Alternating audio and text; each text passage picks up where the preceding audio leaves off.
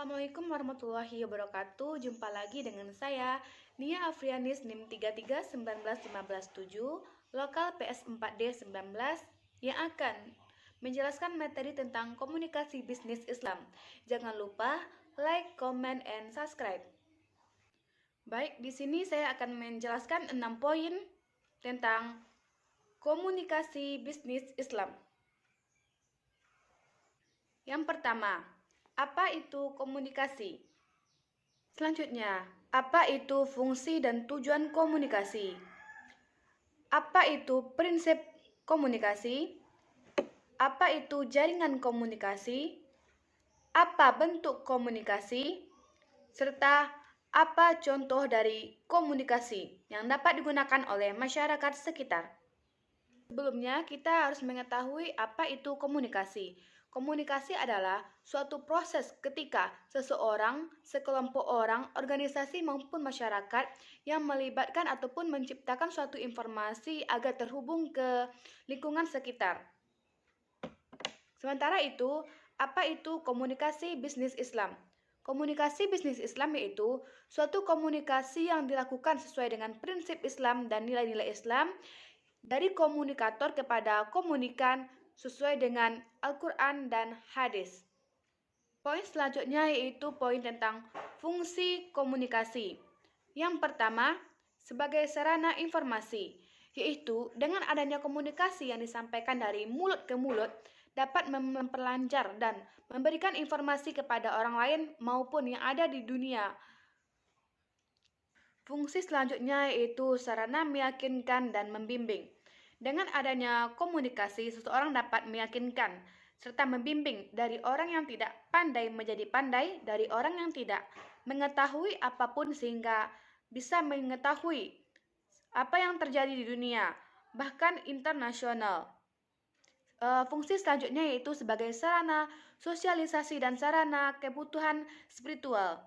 Dengan adanya komunikasi, seseorang dapat menyampaikan informasi dari mulut seseorang kepada mulut orang lain atau sekelompok ataupun masyarakat banyak, sehingga suatu informasi tersebut dapat berkembang bukan hanya kepada diri kita sendiri tetapi kepada masyarakat banyak.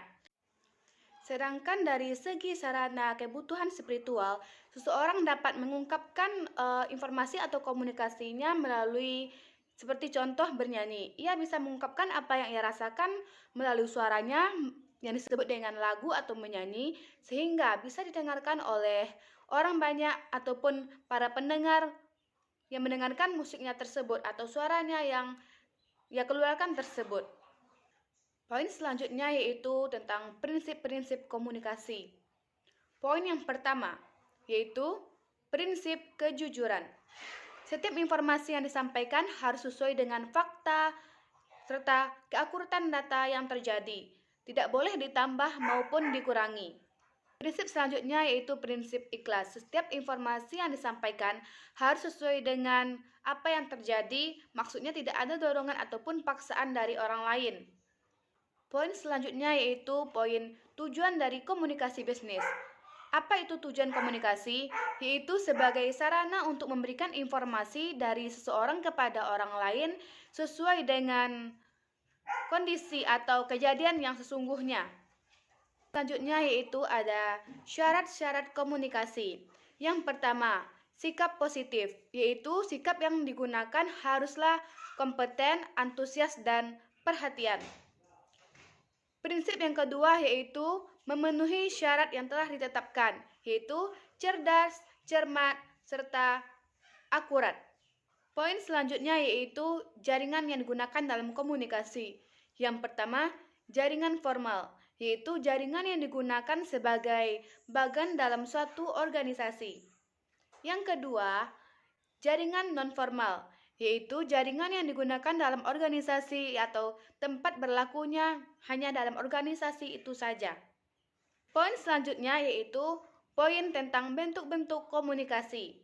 Yang pertama, komunikasi verbal, yaitu suatu bentuk komunikasi yang disampaikan dari seseorang kepada orang lain secara lisan maupun tulisan. Yang kedua, komunikasi nonverbal, yaitu merupakan komunikasi yang paling handal yang paling banyak digunakan dalam dunia bisnis. Di sini saya akan menjelaskan suatu produk yang saya pakai dalam kehidupan sehari-hari saya, yaitu Marina Natural Nutri-Fresh. Marina adalah suatu pelembab bagi kulit atau hand body yang bisa digunakan kapan saja, di mana saja, dengan harga kantong mahasiswa hanya 5.000 dengan ukuran seperti ini. Keunggulan dari Marina ini yaitu membantu merawat kulit agar tetap sehat dan segar, serta bernutrisi mengandung vitamin E yang dapat membuat kulit menjadi cerah. Keistimewaan khusus dari Marina ini yaitu mengandung formula khusus dari Double Nutri Effects yang dapat merawat kulit hingga bagian lapisan dalam. Dengan contoh pemakaian, kulit terasa wangi, harum, dan lembab. Baiklah, itulah pemahaman dan penjelasan materi komunikasi bisnis yang dapat saya sampaikan. Terima kasih atas segala perhatian dan mohon maaf atas segala kekurangan. Jangan lupa like dan subscribe. Terima kasih, sampai jumpa. Assalamualaikum warahmatullahi wabarakatuh.